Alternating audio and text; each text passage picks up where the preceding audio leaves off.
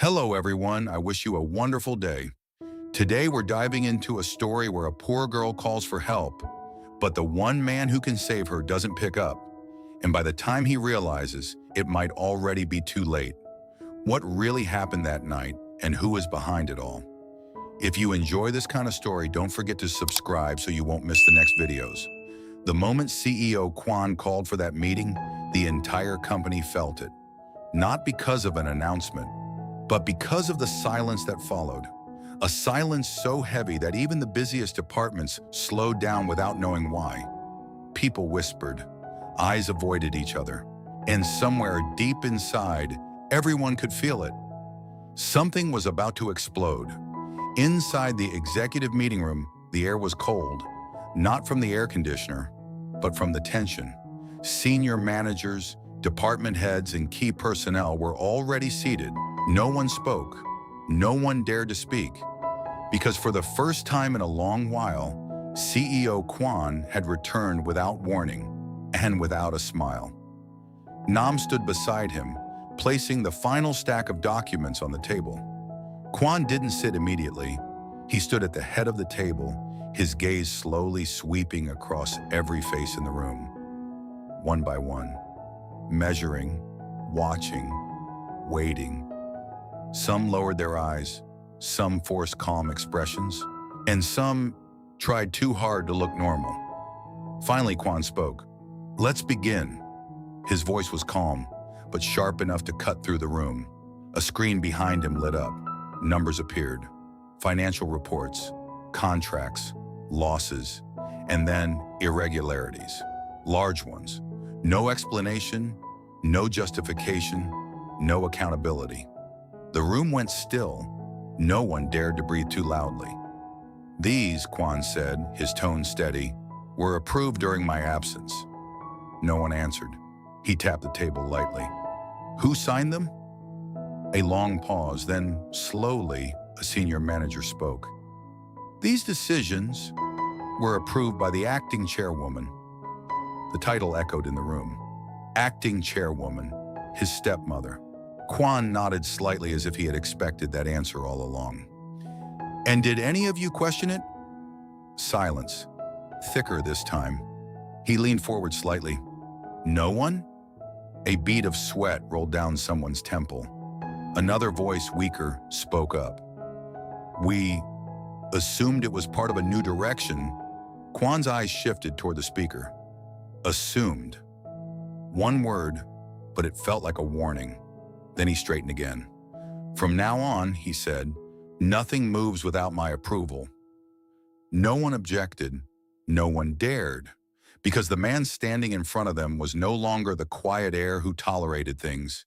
He had changed, completely. Meanwhile, in another part of the building, a woman sat in a luxurious office, elegant, calm, and smiling. CEO Quan's stepmother. She had already heard. Of course she had. She always did. Her fingers lightly tapped the armrest of her chair as she looked out over the city skyline. "So, you finally came back," she murmured.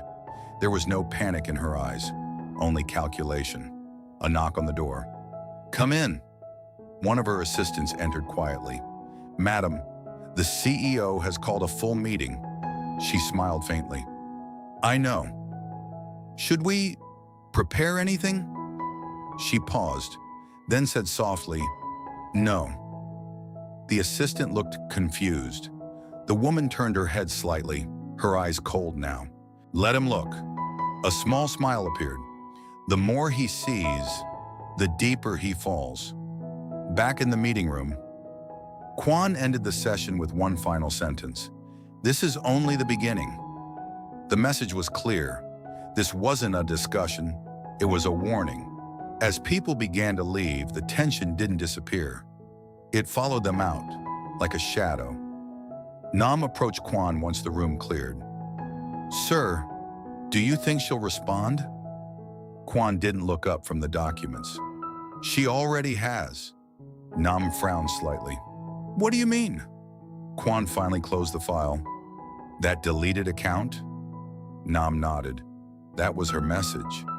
Nam's eyes widened slightly. Quan stood up. She knows I'm back, and she's not afraid. That night, the city lights flickered endlessly outside the tall glass windows. Inside his office, Quan stood alone. The reflection in the glass showed a man who looked calm, but his eyes were no longer the same. There was no hesitation left, only intent. His phone vibrated, a message, unknown number. Quan opened it, a single line. "Stay away from things that don't belong to you." His expression didn't change, but his grip on the phone tightened. So, she's starting. Far away in the quiet countryside. Tieu Lac was finishing her work for the day, but something felt wrong. She couldn't explain it. She just felt uneasy, as if something bad was about to happen. That night, the wind outside was stronger than usual. The wooden door creaked slightly. Tieu Lac paused while folding clothes. Then, a sound, very faint, from outside. She froze, listened carefully. Nothing. Just the wind. She shook her head slightly. Maybe she was overthinking, but as she turned to walk back inside, the door suddenly slammed shut. Loud, violent. Her heart jumped. "Who's there?" she called out. No answer, only silence. Then, footsteps. Slow, heavy. Not one, more than one. Coming closer. Tieu Lac's breath became shallow. Her hands trembled slightly. She stepped back. One step. Two steps. The shadows outside moved. And then, a loud bang on the door. Her entire body froze. Another bang, stronger, more aggressive. "Open the door!" A man's voice, rough, dangerous. Tieu Lac shook her head instinctively. "No, no!" Her voice was barely a whisper. The banging continued. Harder, faster, as if they were about to break it down. Inside the house, she was alone. No one to help, no one to protect her. Back in the city, Quan suddenly felt something. He didn't know why, but his chest tightened. A strange feeling, uneasy, like something important was about to slip away. He turned toward the window. His reflection stared back at him, cold, focused, but for the first time, uncertain. And at that exact moment, miles away, the door to Tieu Lac's house cracked. Who were those men? Why were they there?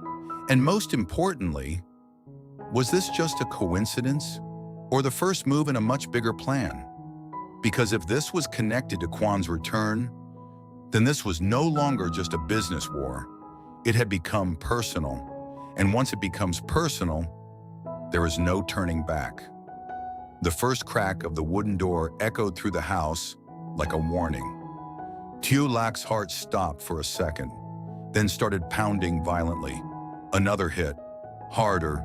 The old hinges trembled, dust falling from the frame. The door wouldn't last much longer. "Open it now!" The voice outside grew more aggressive. Closer, closer. Tieu Lac backed away, her hands searching blindly behind her until they touched the edge of the table. Her mind raced. Run, hide, scream. But in this isolated place, no one would hear her. Another crash. The door split slightly, a thin line of darkness opening like a wound. And then, a hand forced its way through the gap. Rough, dirty, gripping the edge of the door. Tieu Lac gasped and stumbled back. "No, please!" Her voice trembled, barely audible. The men outside laughed, low, cold, predatory. "Smart girl, open it yourself or we'll break it." The pressure on the door increased, wood cracking, splitting, breaking. Inside the house, everything felt smaller, tighter, suffocating. Tieu Lac's eyes darted around desperately, and then she saw it. Her phone, on the table, just a few steps away. Her only chance. Another slam. The door bent inward. She didn't think anymore. She moved, fast, grabbing the phone with shaking hands. Her fingers slipped once, twice. Then finally she unlocked it. Who to call? Who could help her? Her breath became uneven, her vision blurred, and then a name appeared in her mind. Quan. Without hesitation, she pressed the call button. Back in the city, Quan's phone rang at the worst possible moment, because at that exact time, the door to his office slowly opened, and someone walked in, without knocking, without permission. He turned and saw her, his stepmother, elegant, calm, smiling, as if she owned the entire building, as if she owned everything, even him. "Long time no see," she said softly. Quan's phone kept ringing in his hand, Tieu Lac's name flashing on the screen, over and over and over, but he didn't pick up. Not yet, because in front of him stood the woman behind everything, the woman who had just made her move. "Why are you back so suddenly?" she asked, walking slowly into the room. Her heels clicked against the floor. Each step controlled, precise, dangerous. Quan's eyes stayed on her, cold, unmoving. "I should be asking you that," he replied. She smiled faintly. "Oh, asking me what?" He stepped forward slightly. "Why the company is collapsing."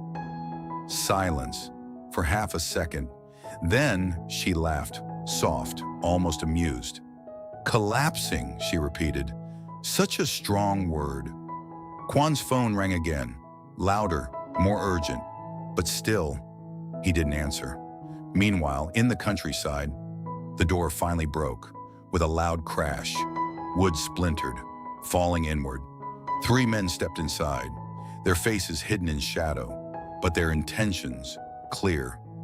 Tieu Lac stumbled backward, her back hitting the wall.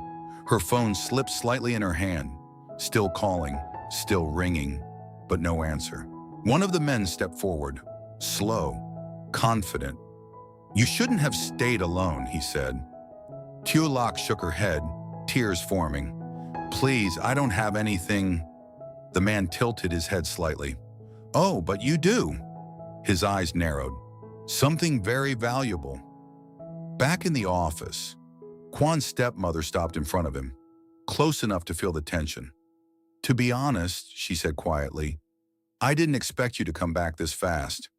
Quan finally spoke. "You made a mistake." Her eyebrow lifted slightly. "Oh? You moved too early." A pause, then her smile deepened. "Or maybe," she leaned closer, "you're already too late." At that exact second, Quan's phone stopped ringing. The silence hit him instantly. Something inside his chest tightened. Hard, fast, wrong. He immediately called back. No answer. Again. No answer. Again. Nothing. His expression changed. For the first time, not cold, not calm, but dangerous, truly dangerous. His stepmother watched him carefully and smiled because she saw it. That reaction, that crack, that weakness. "So," she said softly, stepping back. "What is it?" Quan didn't respond. He grabbed his keys, walked straight past her, fast, urgent, different. She didn't stop him, didn't need to, because as he reached the door, she spoke one last time. "You should hurry." He stopped, just for a fraction of a second. Her voice followed. "If you're not already too late." Back in the countryside, the house was no longer quiet. The struggle had begun. A chair fell, a scream, cut off. The phone lay on the floor, the screen still glowing, the call history showing one name, Quan, and on the road. A car sped through the night, faster than ever before. Inside, CEO Quan, no longer thinking about the company, no longer thinking about power. Only one thing remained in his mind, Tieu Lac. But the question was, would he arrive in time, or would this be the moment? Everything changed forever. As CEO Quan confronts his stepmother in the city, a hidden war finally begins. While he focuses on exposing the truth behind the company's financial collapse, danger strikes where he least expects it. Back in the countryside, Tieu Lac is suddenly attacked by a group of mysterious men who break into her home. Desperate and alone, she calls Quan for help, but he hesitates for a crucial moment. By the time he realizes something is wrong, the call is lost and fear takes over. Sensing the connection, Quan rushes back, abandoning everything to save her. Meanwhile, his stepmother watches calmly, as if everything is unfolding exactly as planned. As the distance between them closes, one terrifying question remains. Will Quan arrive in time, or has Tieu Lac already fallen into a trap designed to destroy him?